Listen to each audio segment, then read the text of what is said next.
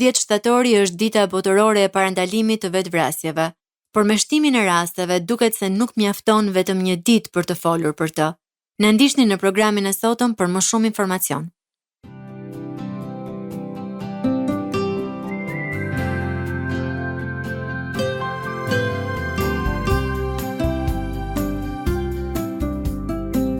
TWR Albania prezanton Shpresë për ty. Përshëndetje dhe mirë se vini në programin Shpresë për ty, programi i ideuar për t'ju ndihmuar dhe për t'ju inkurajuar ju, mikesha të dashura. Unë jam Marta dhe unë jam Dena. Ne ju falenderojmë që na ndiqni dhe ju ftojmë të i kushtoni një vëmendje të veçantë programit të sotëm, sepse do trajtojmë një temë shumë të ndjeshme dhe shumë të rëndësishme, që pothuajse është kthyer në një fenomen, sidomos këto vitet e fundit. Do të flasim për vetvrasjen. Dhe shtys për këtë temë bë vetvrasja e një djali 15 vjeçar në Gjirokastër në datën 20 prill, që ndodhi shumë pak kohë pas vetvrasjes së një vajze nga i njëjti qytet. Dhe statistikat janë vërtet alarmante. Sipas një lajmi të agjencisë Zëri i Amerikës i datës 20 shkurt të këtij viti, thuhet se sipas njoftimeve zyrtare, të paktën 6 raste vetvrasjesh janë shënuar vetëm brenda muajit shkurt në Shqipëri. Instituti Shqiptar i Statistikave referoi të dhënat e vetvrasjeve në Shqipëri në 5 vitet e fundit, ku vihet re një rritje e vetvrasjeve në vitin 2024 krahasuar me vitin 2023. Sipas Instat, në vitin 2024 në Shqipëri u shënuan 112 raste vetvrasjesh dhe 92 raste tentativë për vetvrasje. Psikologët dhe ekspertët e shëndetit mendor identifikojnë disa arsye që lidhen me rritjen e rasteve të vetvrasjeve në Shqipëri, apo me rastet e mbetura në tentativë. Këto arsye sipas tyre lidhen me problemet ekonomike, stresin dhe ankthin, tensionet në marrëdhëniet familjare, çrregullimet të shëndetit mendor, ndikimin e alkoolit dhe drogës, apo bullizimit dhe mungesës së mbështetjes sociale. 10 shtatori është dita botërore e parandalimit të vetvrasjeve dhe kjo ditë është një mundësi për të rritur ndërgjegjësimin dhe për të promovuar veprime, përmes të cilave do të zvoglohet numri vetvrasjeve dhe tentativave në nivel global. Por sigurisht që ky fenomen kërkon përdit ndërgjegjësim dhe veprim. Parandalimi i vetvrasjes shumë herë është i mundur dhe secili prej nesh është një lojtar kyç në parandalimin e saj.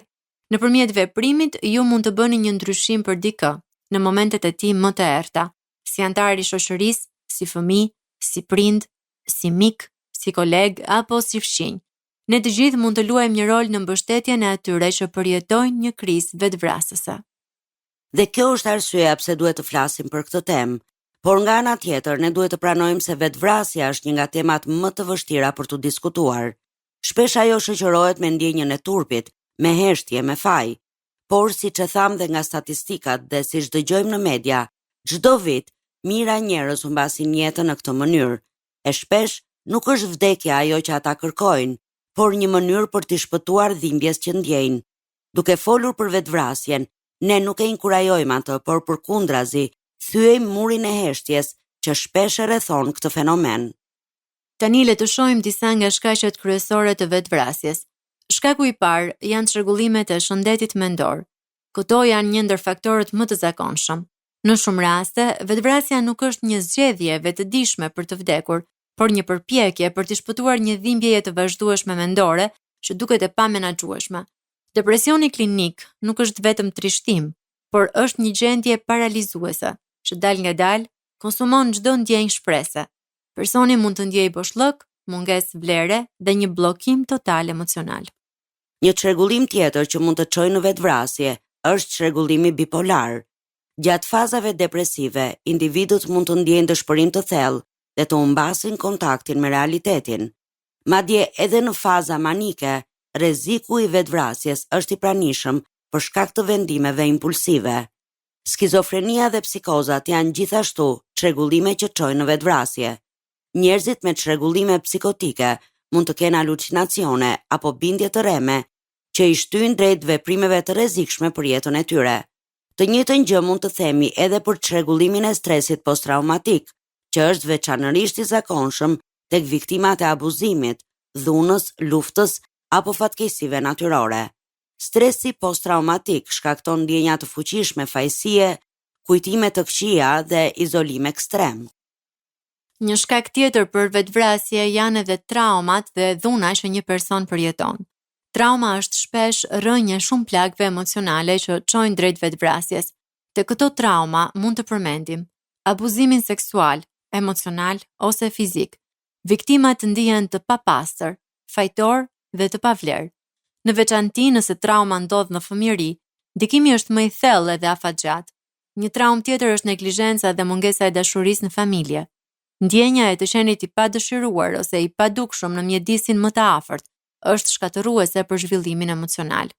Gjithashtu është një humbje e rëndë, vdekje, ndarje, abort, humbje pune, që mund të kthehet në një traumë që mund të çojë në vetvrasje. Disa persona nuk arrin ta përballojnë procesin e zis dhe i shembin të gjitha shtyllat e tyre të brendshme të mbështetjes. Një shkak tjetër që mund të çojë në vetvrasje është edhe izolimi dhe vetmia. Mungesa e lidhjeve sociale të jep ndjesinë se askujt nuk i bëhet vonë për ty dhe ajo mund të kthehet në një realitet të errët dhe të pamëshirshëm. Për shembull, të moshuarit shpesh lihen pas dore, ndjen të padobishëm dhe përballen me humbjen e bashkëshortëve apo miqve. Kjo i bën ata një nga grupmoshat më të rrezikuara për vetvrasje, por shpesh ata shpërfillen. Gjithashtu, të rinjt në periudha tranzicioni mund të bëhen viktima të vetvrasjes. Adoleshenca dhe kalimi në moshën madhore sjellin pasiguri të thella që lidhen me identitetin dhe vetmia në këtë periudhë ka ndikim shumë të madh. Shkaku i katërt që rrit rrezikun për vetvrasje është presioni social dhe stigmatizimi. Bullizimi dhe dhuna psikologjike janë një faktor. Të rinjt që bullizohen ndjehen të turpëruar, të përjashtuar dhe pa rrugdalje. Kjo është veçanërisht shqetësuese kur ndodh në rrjetet sociale, ku nuk ka kurrë pushim. Faktor tjetër është stigma mbi seksualitetin, identitetin gjinor ose besimin fetar. Të rinjt LGBTQ+, për shembull, përballen shpesh me refuzim familjar dhe diskriminim shoqëror, gjë që rrit rrezikun për vetvrasje. Gjithashtu, një faktor që futet tek presioni social dhe stigmatizimi si shkak për vetvrasje është presioni për të qenë perfekt. Në një shoqëri që promovon suksesin dhe pamjen, shumë persona ndjehen si dështak, sidomos kur nuk përputhen me standardet në thonjza të vendosura nga rrjetet sociale. Shkaku i pestë që shumë herë çon në vetvrasje janë vështirësitë ekonomike dhe sociale, për shembull varfëria e thellë, pamundësia për të përballuar jetën, borxhet, mungesa e strehimit ose ushqimit janë realitete që çojnë në dëshpërim. Rrjedhoi e kësaj është edhe një faktor tjetër që është mungesa e shpresës për të ardhmen. Për disa, mungesa e mundësive për një jetë më të mirë duket si një mur i pakalueshëm. Po kështu një faktor është edhe përjashtimi shoqëror. Minoritetet etnike, refugjatët, personat me aftësitë posaçme, shpesh ndihen jashtë sistemit, ndihen të padukshëm. Shkaku i gjashtë që mund të shtyjë njerëzit të kryejnë vetvrasje janë vendimet impulsive dhe substancat. Alkooli dhe drogat shpesh ulin kontrollin vetjak dhe shtojnë ndjenjat e dëshpërimit, gjë që e rrit ndjeshëm rrezikun për veprime të rrezikshme.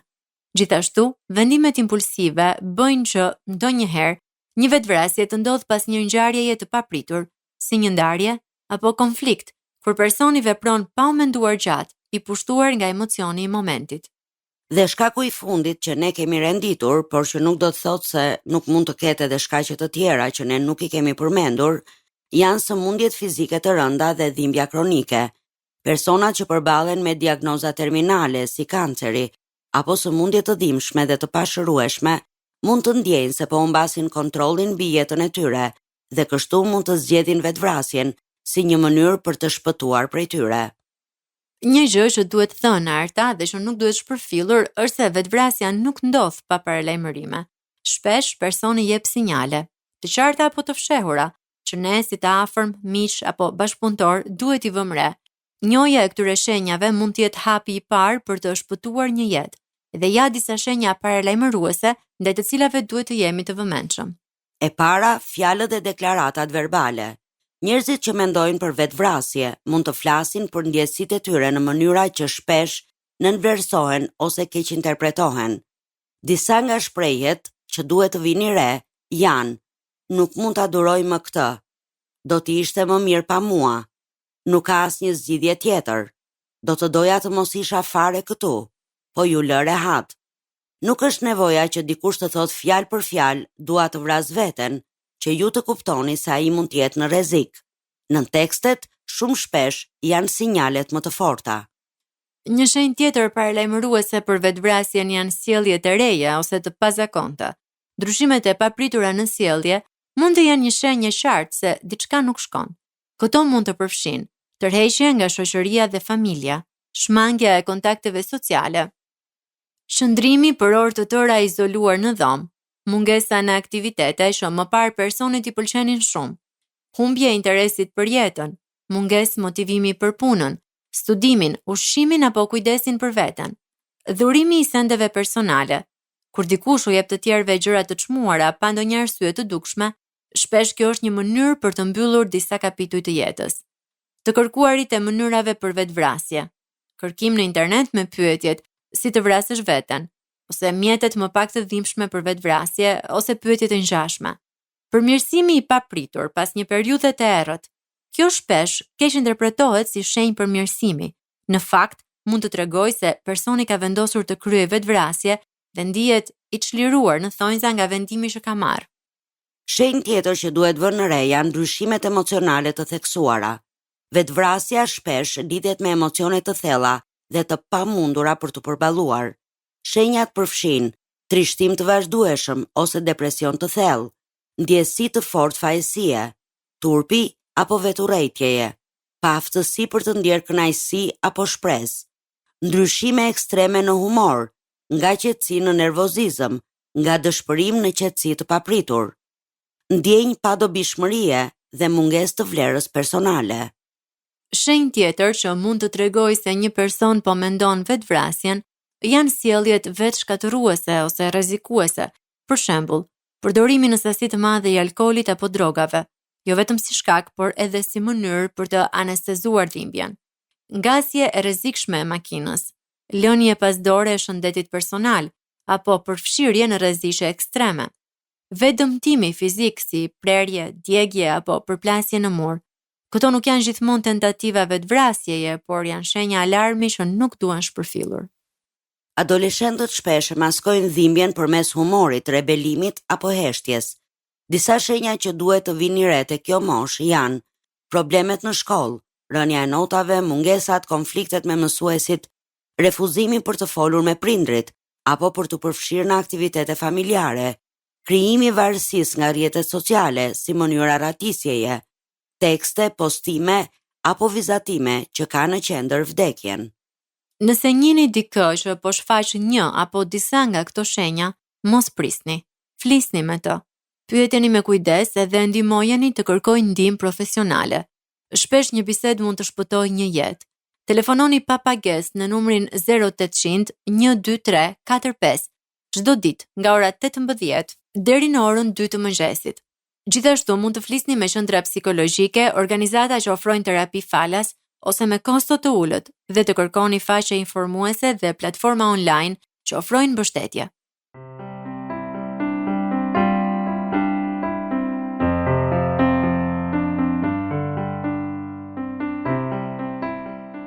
Jemi rikthyer në studio mikesha të dashura, jeni duke ndjekur programin Shpresë për ty. Sot jemi duke folur për një plagë të dhimbshme që është vetvrasja. Tani do të ndaj me ju inkurajim nga fjala e Perëndis, nga Bibla, si dhe disa këshilla biblike se si mund të flisni me një person që dyshoni se po mendon vetvrasjen.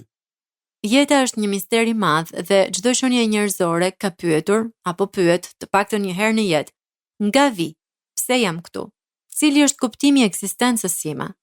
Dhe për të gjitha këto pyetje, Bibla na jep një përgjigje të qartë edhe të bukur. Perëndia është burimi i jetës. Ai është krijuesi i gjithçkaje të gjallë edhe dhuruesi i çdo frymëmarrjeje. Që në faqet e para të Biblës, në librin e Zanafillës, lexojmë: në fillim Perëndia krijoi qiejt dhe tokën. Perëndia nuk është thjesht një vëzhgues i largët i botës. Ai është krijuesi aktiv, i gjallë, që formoi dhe formon gjithçka me dashuri dhe urtësi. Ai nuk e krijoi botën për qëllime të padukshme apo të rastësishme, por e krijoi për dashuri dhe në kulmin e krijimit vendosi njeriun. Zanafilla 2 vargu 7 thot: atëherë Zoti Perëndi formoi njeriun nga pluri i tokës, i fryu në vrimat e hundës një frymjete, dhe njeriu bë një qenie e gjallë. Ky moment është thelbësor, sepse na thot se ne nuk jemi thjesht trup, mish dhe kocka. Brenda nesh është fryma e Perëndis. Ne jemi të gjallë, sepse Perëndia na fryu jetën e tij. Ai nuk na krijoi nga larg, por me dorën e tij, dhe fryma që ai vendosi në ne është një kujtesë e përditshme e afërsisë dhe e dashurisë së tij. Kur kuptojmë se Perëndia është dhënësi i jetës, ne fillojmë të shohim jetën ndryshe. Ajo për ne nuk është më thjesht një ndodhi biologjike, por një dhuratë e shenjtë që duhet pranuar me mirënjohje dhe duhet respektuar në çdo formë të saj, që nga embrioni në barkun e nënës deri tek i moshuari në fund të jetës së tij. Psalmi 139, vargjet 13 deri në 15 thot: Po, ti ke formuar të përbrendshmet e mia. Ti më ke endur në barkun e nënës sime. Unë do të kremtoj sepse jam krijuar në mënyrë të mrekulluar. Veprat e tua janë të mrekullueshme dhe unë e di shumë mirë këtë gjë. Kockat e mia nuk kishin një fshet për ty, kur u formova në fshehtësi, duke u endur në thellësitë e tokës. Perëndia na njeh para se të lindnim. Ai është i përfshirë në çdo fazë të jetës sonë dhe ne nuk jemi kurrë të harruar apo të padukshëm për të. Kur e kuptojmë se jeta është dhuratë e Perëndis, ne fillojmë të ndryshojmë mënyrën se si e trajtojmë atë.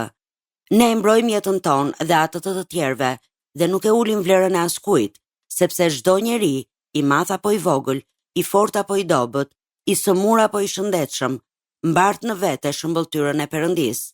Në një botë ku shpesh përhapet kultura e vdekjes, aborti, vetvrasja, dhuna, shpërfillja ndaj të moshuarve dhe të varfërve, Perëndia na fton të jemi mbrojtës të jetës, të jemi zë për ata që nuk kanë zë, të kujdesemi për njëri tjetrin, të jetojmë për Perëndin dhe për të tjerët. Bibla flet shumë për jetën edhe tani ne do të ndajmë me ju disa këshilla praktike të bazuara tek ajo, për të ndihmuar dikë që mund të ketë mendime vetvrasëse. Së pari, dëgjoni me dashuri dhe pa gjykuar. Shumë njerëz që janë në dëshpërim kanë nevojë të dëgjohen. Bibla na fton të jemi të butë dhe të mëshirshëm. Efesianët kapitulli 4 vargu 2 na thotë të ecim me të flasim me çdo përulësi e zemërbutësi, me durim, duke e duruar njëri tjetrin në dashuri. 1 Thessalonikasve kapitulli 5 vargu 11 thotë: Prandaj ngushëlloni njëri tjetrin dhe ndërtoni njëri tjetrin ashtu sikur edhe bëni. Diçka që mund të bëni për një person që dyshoni se po mendon vetvrasjen është të uleni me të, ta lini të flasë, të mos e ndërprisni dhe t'i tregoni se nuk është vetëm dhe se ju merakoseni sinqerisht për të. Tregojini atij personi se jeta e tij ka vlerë të madhe për Perëndin. Në momentet e errësirës, një person mund të ndihet pa vlerë, por Perëndia thot ndryshe. Tek Isaia 43 vargu 4 Perëndia thot: sepse ti je i çmuar në sytë e mi dhe i nderuar dhe unë të dua. Tek Mateu 10 vargu 30 na thuhet: sa për ju, madje edhe të gjitha fijet e flokëve të kokës suaj janë të numëruara. Ju mund të thoni me dëmshuri dhe dashuri: ti je i dashur nga Perëndia dhe ai nuk bën kur gabime. Jeta jote është një dhuratë e shenjtë. Ai të njeh, të kupton dhe ka një qëllim për ty. Gjëja e tretë që mund të bëni kur dyshoni se dikush po mendon vetvrasjen, është ta vini vete në vendin e tij dhe të tregoni dëmshuri, siç bëri Krishti. Jezusi nuk i gjykonte të thyerit, por u qëndronte pranë dhe u ringjallte shpresën. Tek Mateu kapitulli 11 vargu 28, ai thot: Ejani tek unë, o ju të gjithë të munduar dhe të rënduar, dhe unë do t'ju jap çlodhje. Ju mund t'i thoni atij personi: nuk është turp të ndihesh kështu, por edhe në errësirën tënde më të thellë, Zoti është me ty. Ai e sheh dhimbjen tënde dhe do të ndihmojë ta kalosh. Gjëja e katërt që mund të bëni kur dyshoni se dikush po mendon vetvrasjen, është të luteni për të. Fuqia e lutjes është reale dhe e jashtëzakonshme. Madje kur ai nuk mundet të lutet vet, lutja juaj mund të jetë mbështetja e tij. Jakobi kapitulli 5 vargu 16 na nxit: lutuni për njëri tjetrin që të shëroheni. Shumë fuqi ka lutja e të drejtit kur bëhet me gjithë shpirt. Ju mund t'i thoni atij personi: a mund të lutem për ty? Le të kërkojmë paqe dhe forcë nga Zoti së bashku. Ja edhe diçka tjetër që nuk duhet të harroni kurrë nëse dyshoni se një person po mendon vetvrasjen. Ndihmojeni atë të kërkojë ndihmë profesionale me dashuri. Perëndia na ka dhënë njerëz, këshilltar, psikolog apo mjek, si mjetet e tij për të na ndihmuar. Fjalët e urta, kapitulli 11, vargu 14 thot: Pa një udhëheqje të urtë, populli bie, por gjen shpëtim në numrin e madh të këshilltarëve. Ju mund t'i thoni atij: ti nuk je vetëm. Është mirë të flasësh edhe me dikë që është trajnuar për të ndihmuar. Unë mund të ndihmoj të gjesh dikë dhe të shoqëroj nëse dëshiron. Mikesha të dashura, kemi mbërritur kështu në fund të programit tonë për sot. Ne shpresojmë dhe lutemi që ju të jeni ndikuar nga kjo temë dhe të bëni atë që mund të bëni për të ndihmuar dikë që është ose që dyshoni se po mendon vetvrasjen. Ne ju kujtojmë se mund ta dëgjoni këtë program si edhe programet e tjera Shpresë për ty në YouTube dhe t'i ndani ato me mikeshat tuaja. Mjafton të kërkoni TWR Shpresë për ty dhe do të gjeni aty këto programe. Gjithashtu, për çdo pyetje, kërkesë për lutje apo nëse doni të ndani historinë tuaj me ne, ju inkurajojmë të na shkruani një letër në adresën TWR Albania, kutia postare 130 Tiranë. Të na dërgoni një email në twralbania@gmail.com ose të na shkruani një mesazh në faqen tonë në Facebook dhe Instagram Shpresë për ty. Ne ju urojmë një javë të bekuar dhe miru dëgjofshim në programin e radhës. Ndoshët programin Shpresë për ty.